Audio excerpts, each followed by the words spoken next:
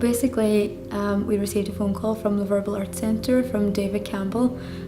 He said that there was some funding available for a pilot project, and that they had thought about Foyle Search and Rescue as part of that project. He said he had a couple of different ideas, but I wanted to come over and discuss them with us.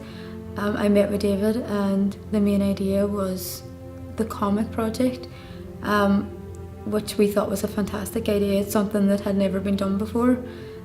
So we obviously gave the go-ahead for it, and David then put us into contact with Philip Barrett, who was going to be the comic designer or the artist, and then we proceeded with the meetings with Philip then to try and get it designed. Philip was fantastic. He kept in contact with us the whole way through. He made sure that we were 100% happy with the comic before it went to print. And he made sure that there was, everything that we wanted in it was included, because the work of Foyle Search and Rescue, it's a sensitive type of work.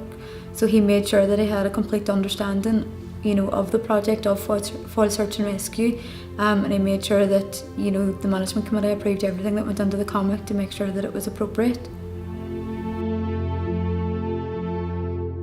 Well, to us, the project was a success overall. I mean, there was no real mistakes made. Everybody that's seen the comic since it's been printed just can't believe how great it looks. Especially, this is our 20-year anniversary this year, so it worked in really well in terms of we're using it now as promotional material, and it's good for all age groups. We're maybe the younger age group that wouldn't be interested in reading a leaflet, but they'll pick up a comic.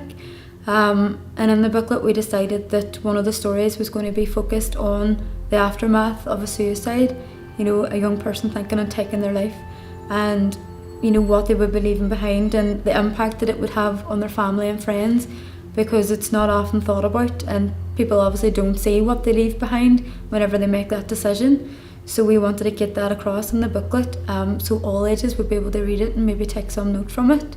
We feel that it done it really, really well. We actually had a gala ball there on Friday night, and the comics all went out in the goodie bags, and all the guests at it. There was 215 people at it, and they were all raving about it to say that it was brilliant. So to be honest, there was no real mistakes. Everything went really well, everything went smoothly, and everyone was delighted with the final product. It wouldn't cost us a second thought to work with them again. It was fantastic. I don't know what need that there may be for us to work with them again, but we would definitely welcome any future engagement. They did say that if there was anything we needed, we could come back to them and they would help us out. So we might just have to hold them to that. But definitely, no, they've done such a great job. I would recommend them to anybody to work with. And it was a brilliant idea, something we never would have thought of ourselves.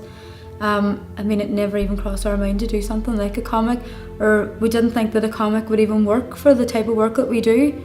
But it just goes to show that, with a bit of vision, somebody can put that into a comic book or a comic strip, and it worked amazingly. We just can't wait now to get it out into different workplaces, and we were hoping to maybe put it into the health centre waiting rooms and that, because of the nature of it and because of the message that it gets across about suicide. We thought that would be a good place to put it. So we're just going to work now on getting it out and about and getting it distributed so that people can get the benefit out of it.